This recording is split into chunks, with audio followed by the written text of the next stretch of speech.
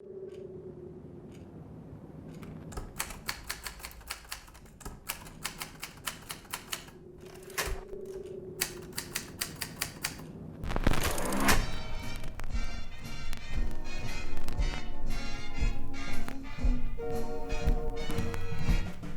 это скучно.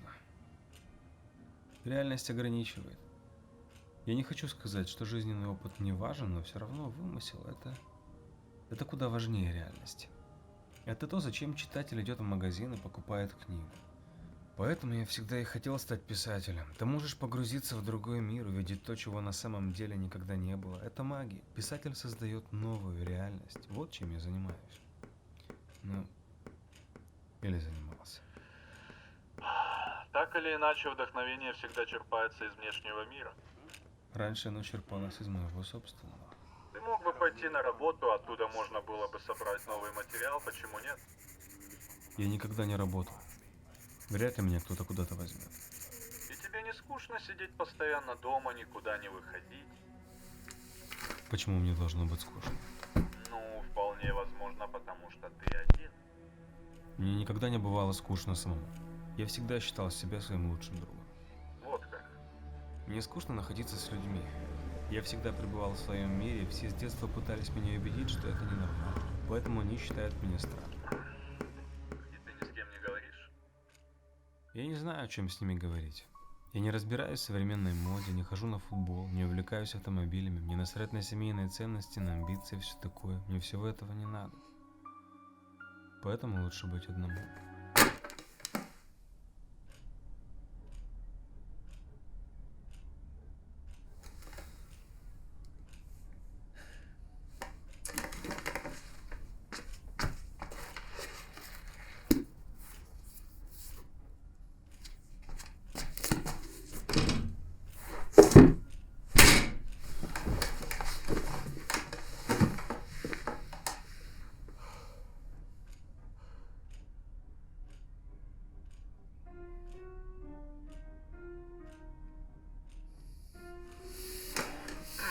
Ты эгоист, вот в чем проблема.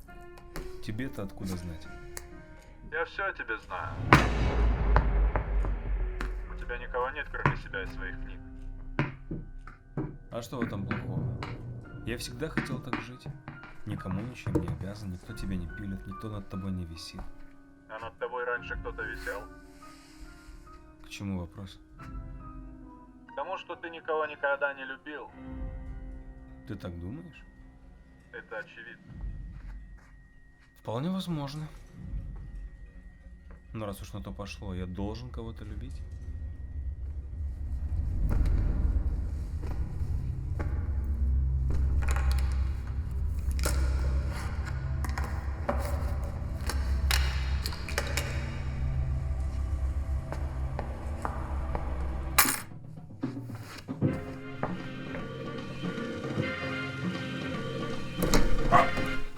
Мирза, фу! Только то, что ты просил, не было ничего. Да забей.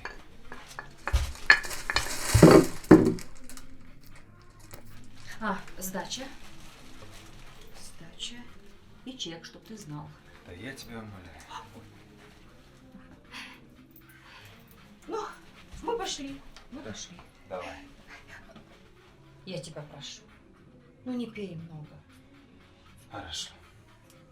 Вот теперь мы пошли гулять. Мирзочка, гулять! Гулять, моя собака, гулять! И сколько так уже длится? Что именно? Я имею в виду весь этот период. Сколько прошло времени? Сколько прошло времени? Дай подумать. Не знаю. И не хочу знать. Отчего так? Потому что чем больше прошло времени, тем больше я не пишу. А чем больше я не пишу, тем больше вероятность того, что я уже никогда не напишу. Слушай, у всех бывают такие периоды, и ничего страшного. Я в тебя верю, потому что знаю, у тебя дар. Просто надо улыбнуться и...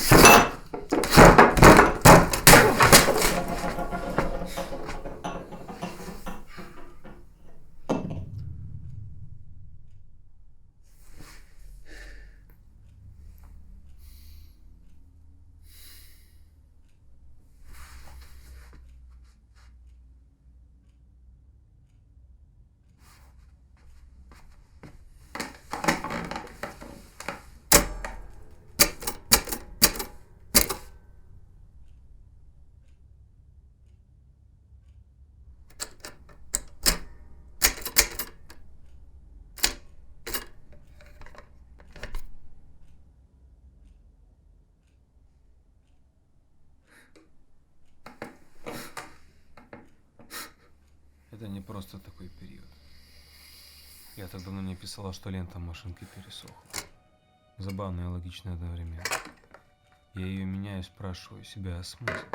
Что от этого изменится? В любом случае пытаться надо. Зачем? Я каждый день сажусь печатать с мыслью, что я должен это делать. Я должен что-то написать. Я должен поддерживать статус. Я должен быть писателем. Стоп. Что ты хочешь сказать? Почему всем так важно знать, кто мы есть? Что это дает? Я всегда считал, что должен стать писателем, потому что любил погружаться в свои вымыслы. И мне это нравилось. Я ничему никогда не учился, ничего не осваивал. Думал, что все в моей жизни уже решено. Представь просто в теории, что если я ошибался? Что если на самом деле я не тот, кем себя считаю? Кем себя вижу?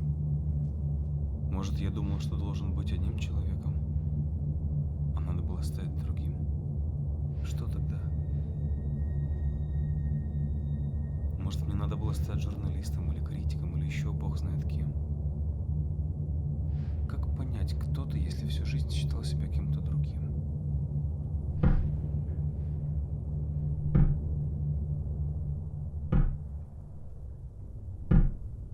Алло.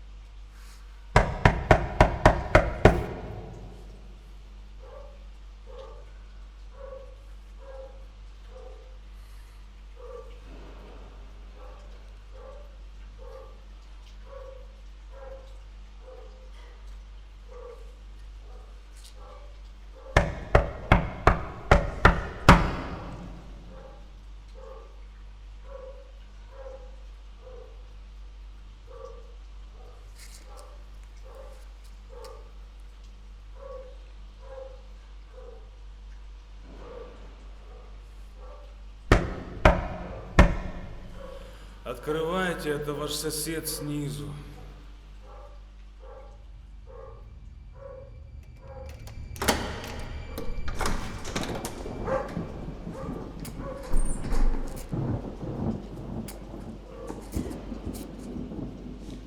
Чего стучишь? Да вот дискотеку устроили. Кто? Соседи. Какие соседи? Из этой квартиры. Они живут надо мной. И они устроили дискотеку? Да. Ясно. Только есть одна неувязочка, там никто не живет. Но там кто-то был. Не может быть. Но я же слышал. Тут уже 2 года никто не живет. Ну, может, хозяева вернулись? Хозяин лежит в психушке. Если бы тут кто-то жил, я бы знал. Значит, ты не из этой квартиры слышал. Я только что слышал, как там играла музыка, орали и били пол со всей силы. У меня люстра ходуном ходила. Это точно отсюда.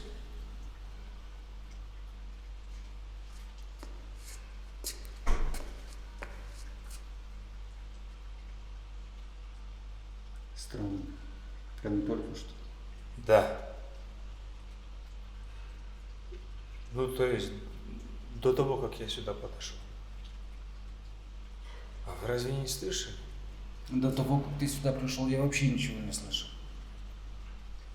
Ясно. Ну, зато я слышал. Ты уверен? Уверен. Может, тебе это приснилось? Ты пьян?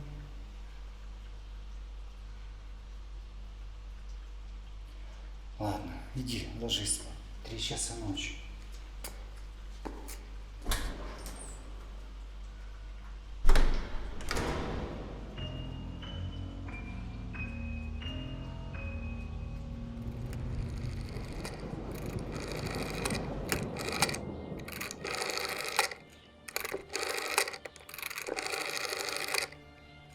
Алло, привет.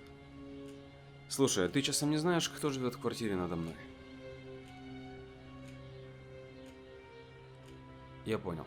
Ну ладно. Да ничего не случилось, все нормально. Слушай, купи сигарет, когда будешь идти в магазин, хорошо?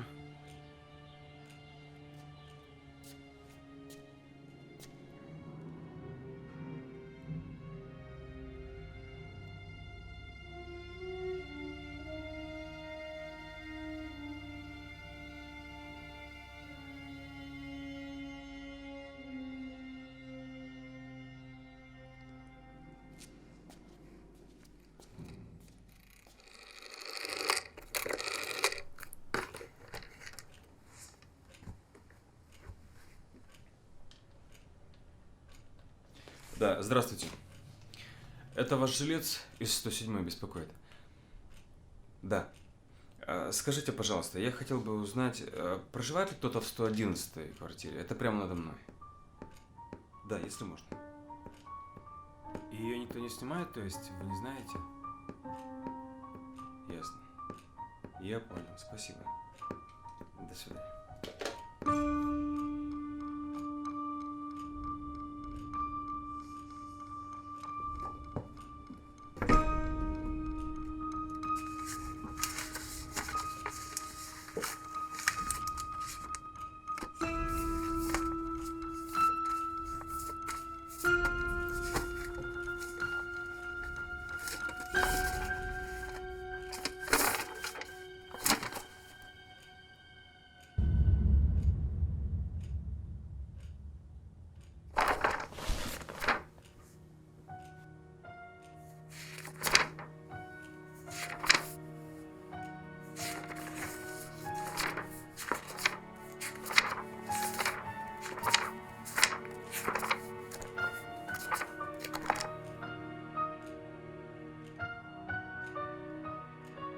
Наверное, соседи прежде шумели, двигая мебель или громко обсуждая свои повседневные дела, но кого это волнует? Генри всегда был замкнут в собственном мире и не обращал внимания на такие мелочи. Другие наверху громко веселились, музыка валила на полную, кто-то постоянно бил в пол, словно пытаясь достучаться до соседа снизу.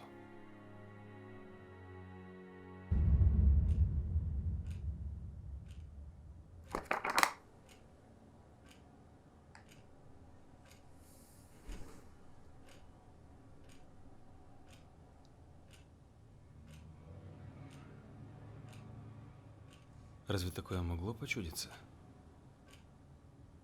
Не знаю. Хотя, может, и знаю.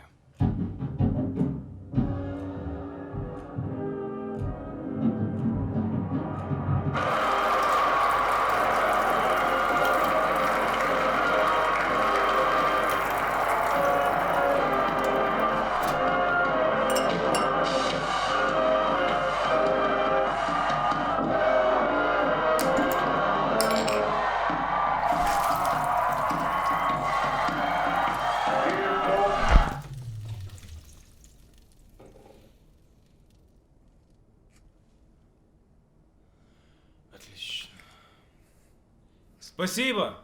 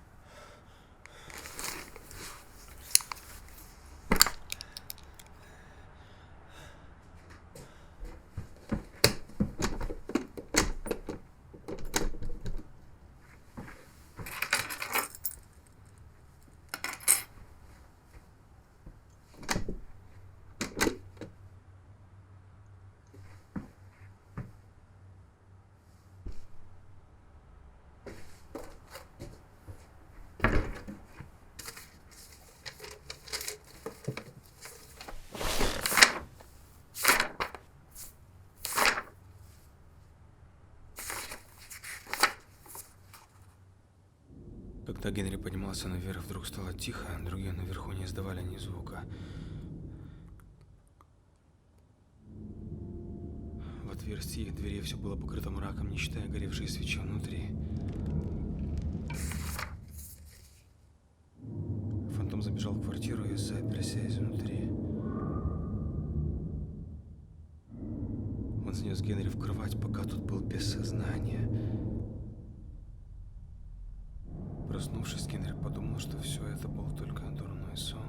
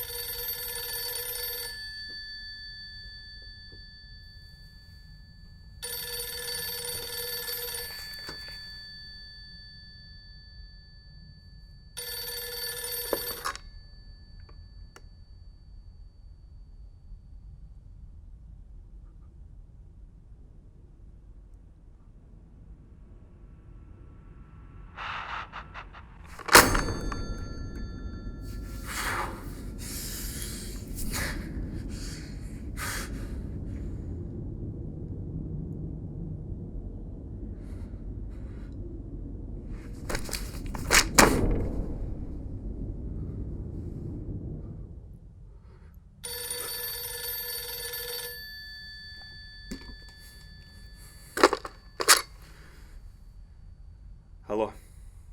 Алло. Почему вы только что молчали? Кто это? Это поклонник ваших книг номер 1. Неужели? О да. Я звоню узнать, когда будет новая книга. Кто это? Ты знаешь, кто это? Нет, не знаю. Просвети меня. Я знаю, почему ты не пишешь. Я знаю, почему ты никуда не выходишь. Я все о тебе знаю. Я знаю, почему ты сейчас стоишь, нервничаешь.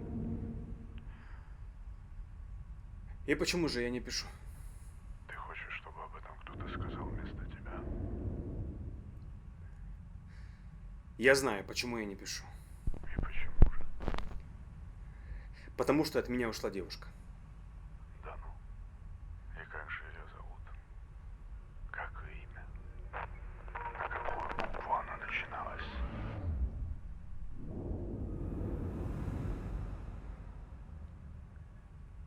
Кто ты? Я же сказал, ты знаешь, кто я.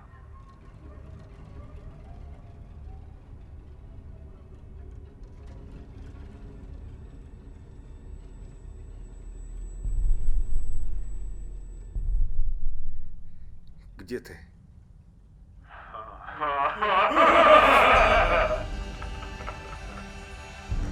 Ты знаешь, где я? Ты меня сейчас